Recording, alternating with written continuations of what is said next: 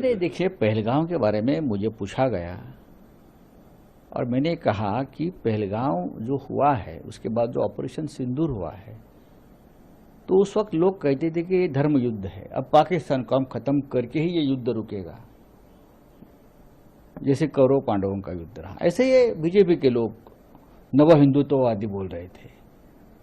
तो हमने ये उनके सवाल किया कि पर पाकिस्तान से जो धर्म युद्ध चल रहा था, आप इतने प्रखर हिंदुत्ववादी हो, आप अखंड हिंदुस्तान की बात, अखंड हिंदू राष्ट्र की बात करते हो, आपको एक मौका मिला था पाकिस्तान को ख़त्म करने या पाकिस्तान को हिंदुस्तान से जोड़कर एक अखंड हिंदुस्तान का जो अपना स्वप्न था वो पूरा करने का, तो आपने पूरा क्यों नहीं किया। दूसरी बात है कि ये लोग कहते हैं कि धर्म पूछकर हत्या हुई।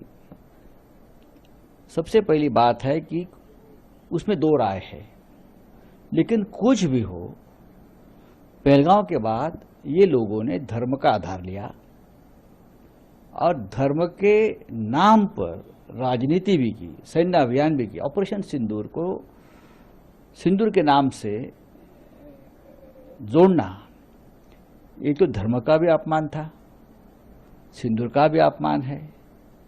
लेकिन भारतीय जनता पार्टी ने सैन्य अभियान को ऑपरेशन सिंदूर किया। इससे पहले भी ऑपरेशन महादेव है, गंगा जमुना ऑपरेशन, ये ऑपरेशन ठीक है, हमने देखा है। ऑपरेशन ब्लू स्टार, ऑपरेशन विजय, ऑपरेशन पराक्रम, ऑपरेशन पोलो पंडित नेहरू ने किया था। ये सैन्य अभियान के प्रकार के नाम होते हैं पूरे विश्व में। सैन्य को धर्म से मत जोड़िए। ये लोग पहलगाम के बाद पूरे देश में गोधरा की तरह दंगे भड़काना चाहते थे, जैसा गोधरा में हुआ कि साबरमती एक्सप्रेस इसलिए जलाए गए कि उसमें हिंदू करसेवक थे, मुसलमानों ने हमला किया, जला दिया। जांच में क्या हो गया आगे की बात है। लेकिन पहलगाम के बाद भी ये लोग पूरे देश में दंगा भड़काना चाहते थे, लेकिन ये नहीं होगा सफल। एक तो ऑपरेशन क्या घर घर सिंदूर का उनका प्रोग्राम खत्म हो गया, लोगों ने विरोध किया। दूसरी बात मैं ये कहना चाहता हूं कि ये लोग दंगा क्यों भड़काना चाहते थे, उनके पास कोई काम धंधा नहीं है।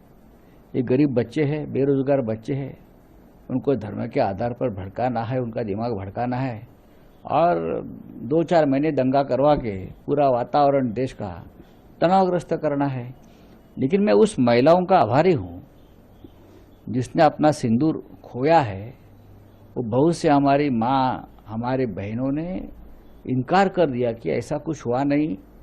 जब ये हुआ तो कश्मीर की जो लोग हैं वो ऐसे इंसान थे जिसने हमें सपोर्ट किया, आधार दिया, हमको संभाला, हमको घर तक पहुंचाया।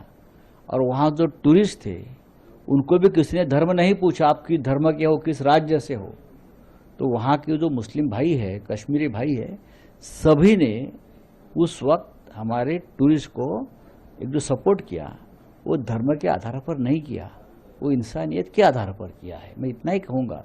इसलिए ये जो लोग हैं सरकार में बैठे, सोच संभल कर इस प्रकार के घटना के बाद काम करना चाहिए।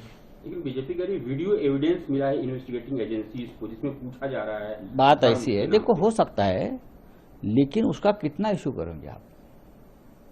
आपको देश में दंगे भड़काने हैं तो आप सामने ला सकते हो, देश में तनाव पैदा करना है तो आप। लेकिन आप दूसरी भी एक बाजू है, देख लीजिए कि वहां एक मुसलमान भी मारा गया, क्या उसको नहीं धर्म पूछा।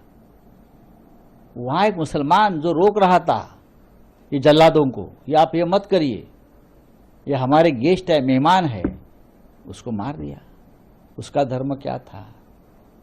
फिर ये होने के बाद कश्मीर के लोग सड़क पर आए, हाँ, धिक्कार किया। और ये सब जो हमारे बहनें हैं, उनकी फैमिली है, उनको आधार देकर अपने घर पर लेके गए, घर तक छोड़कर आए।